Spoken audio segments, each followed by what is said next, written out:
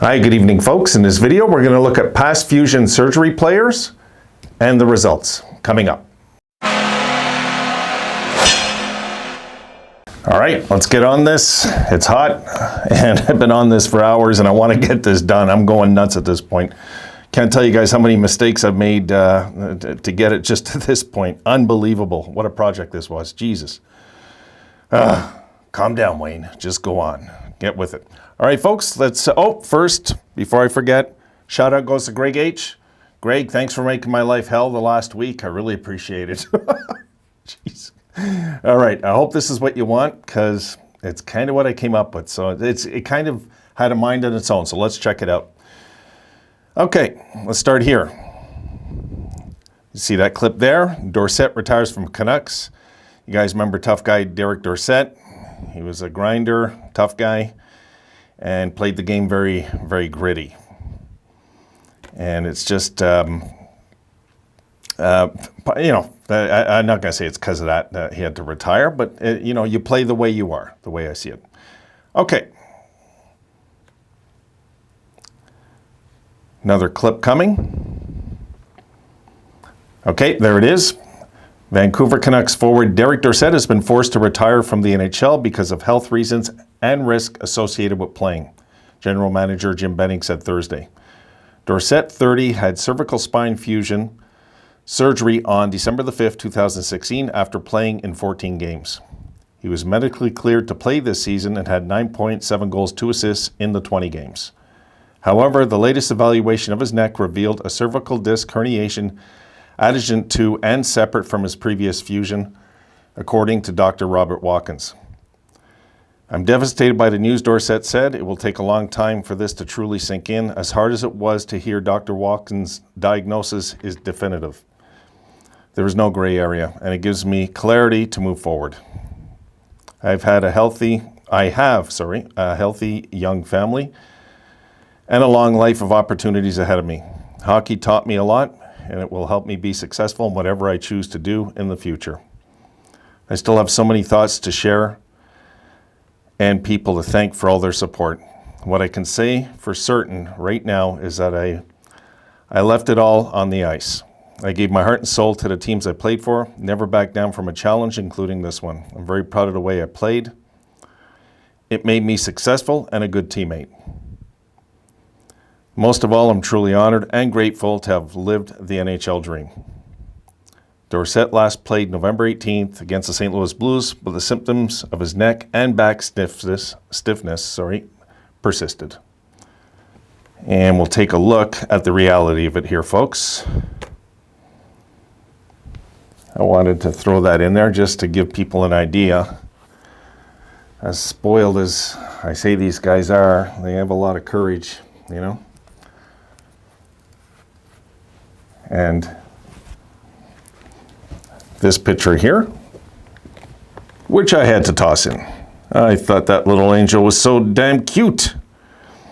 That is little Carly Vasquez, who has probably had more courage than the entire NHL put together, what she's fought, and happy to say she's still breathing and alive. And last I seen, there was a picture of her I seen from last year. This was when she was about 5. I seen a picture of her at 8 at Disneyland. So at least, I wanted to throw that in there because I just ran into it by accident. I started digging on the little girl, it's kind of what I do. I was curious if she was okay, and she is. I was happy to see that. Okay, so we've seen one of an extreme nature where career over, career done. You can only have so many neck injuries, it looks like, and you're done, what I've seen. But let's look at a very positive one here. All right, let's take a look at this one here. And there it is. Letang to undergo surgery for herniated disc in the neck. And that was April the 5th, 2017. That article. And we will continue. The takeaway. Letang suffered a herniated disc in his neck on February in February over an accumulation of time that was diagnosed via an MRI. Letang tried rehabbing the injury in the hopes of returning to the postseason. This week, his rehab progress plateaued and he underwent a second MRI. Following the second MRI, Letang will now undergo surgery. God, I know that feeling kind of. Not like this, but similar. Recovery from surgery will require 4 to 6 months. Kind of sucks. Bad news. Moving on. Now the process. The herniated disc in Letang's neck is not the result of any one hit or event. It is instead the accumulation of events over time, per head coach Mike Sullivan.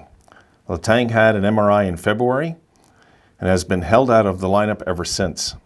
His last game was February 21st. At that point, Penn's medical staff tried to rehab the injury without surgery in the hopes that Letang would be able to return to the lineup for the playoffs. Our medical staff thought it made the most sense to take a conservative approach without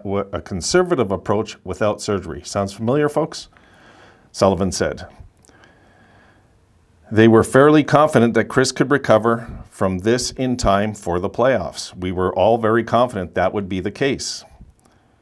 We took a break, Letang said. We thought the best treatment for it was to rest and get better and be ready for the playoffs. So Letang began rehabbing. He even reached the point where he started skating again. His next step was to rejoin the Penguins for non-contact practice. Let's flip over to the next page. He was making significant progress. He was skating. He was on the ice, Sullivan said. Within the last week, he was symptomatic, which spurred more inquiry by our medical staff. That's how it evolved. Letang underwent another MRI, and this time the team changed the course of action, decided that surgery would be the best route to recovery. We asked for another MRI to make sure everything was good, Letang said. It plateaued, and I really needed surgery. That's where it stands at. The reality was that we were all really hopeful that we would have Tanger for Game 1 of the playoffs. Obviously, it didn't occur the way we all wanted it to, Sullivan said, but that's the nature of some of these injuries at this time. And you'll notice at the bottom, important note, Letang's herniated disc injury, while an accumulation, is not correlated to previous injuries he has suffered this season.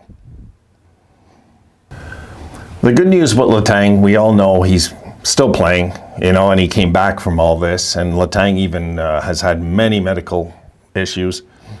So I want to show another flip side to it, and it'll all make sense this at the end. And here's where I will thank Charlie B. Charlie came up with 2 names, and he gave me, that's right, Joey Mullen and Gary Roberts. I didn't get much on Joey Mullen, so I just stuck with Gary Roberts because we're very familiar a lot with him as a trainer and stuff, and I just couldn't find enough stuff on Joey Mullen and this injury, but I went with Gary Roberts because his was an interesting one that I related to. All right, so let's take a look at this. Here we go. And there you see it there, Roberts out for the season. This was back in 1995. Flames left wing Gary Roberts will miss the rest of the NHL season. His career, however, is not over as he first feared. Roberts will require surgery to remove 1 or 2 damaged discs from his spinal column, as he suspected all along. It's definitely surgery, Roberts said from his hotel room in Los Angeles. I want it done as soon as possible. My year is toast anyway. If I have surgery by March 15th, the doctor thinks I can be back playing in 6 months. The good news is it's operable, and I have hockey in my future. Following surgery, Roberts will be in a restrictive neck brace for 6 to 8 weeks. We'll keep going. In March 1995, doctors tried to relieve the nerve pressure in a 7-hour surgical procedure to expand the holes in Roberts' discs. Still, the burners came. After a second surgery in October, Roberts returned to the latter half of the 1995-96 season, scoring 42 points in 35 games. Though the Flames made the playoffs, the rough and always ready Roberts was done.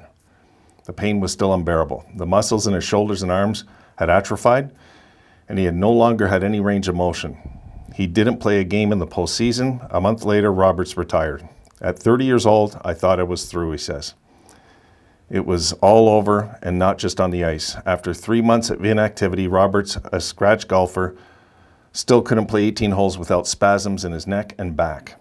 For Roberts, a competitive on the links as he was on the ice, this was unacceptable.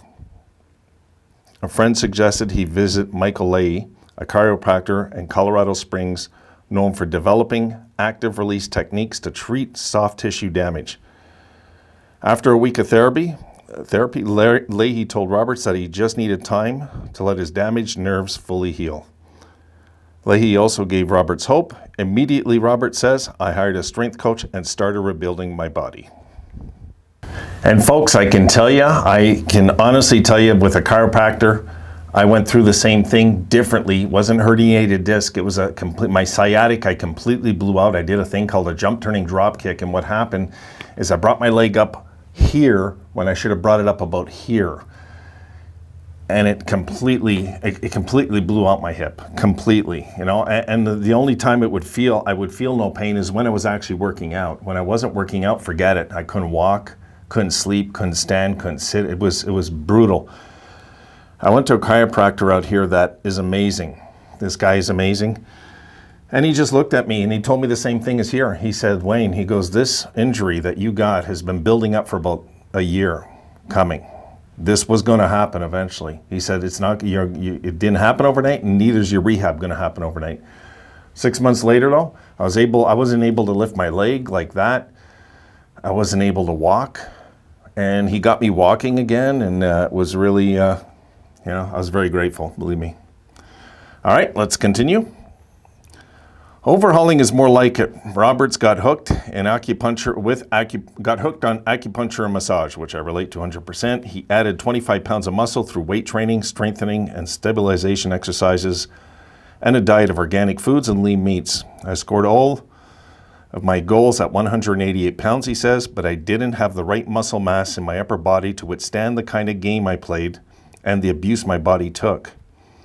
As his rehabilitation continued, the burners went away. And as his mobility returned, so did a desire to play. Hockey's my life, Roberts says. I'm a guy who wants to play the game, but it remained to be seen how Roberts and his new body, 18 months removed from action, would respond to the NHL-level contact. Okay, folks, let's take a look here. This is Roberts, okay, before all the horrible injuries and everything. This is when this was a buildup. Like you heard his doctor say, it was a buildup. This was coming. And if you look, you want to know where it's a dead giveaway? Look at the penalty minutes. Hey guys, wouldn't you love to have this guy?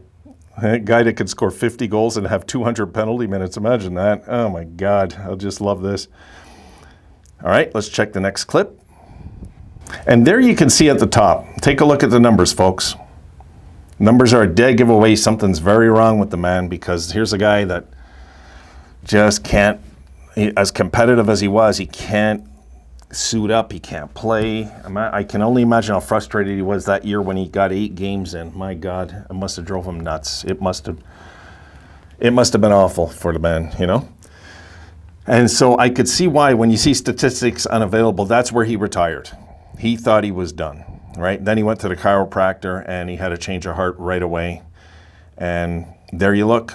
We all remember him as a Leaf too. And he only played 4 years in Toronto, eh? God, it seemed like a hell of a lot more. He was a beast for Toronto. He really was.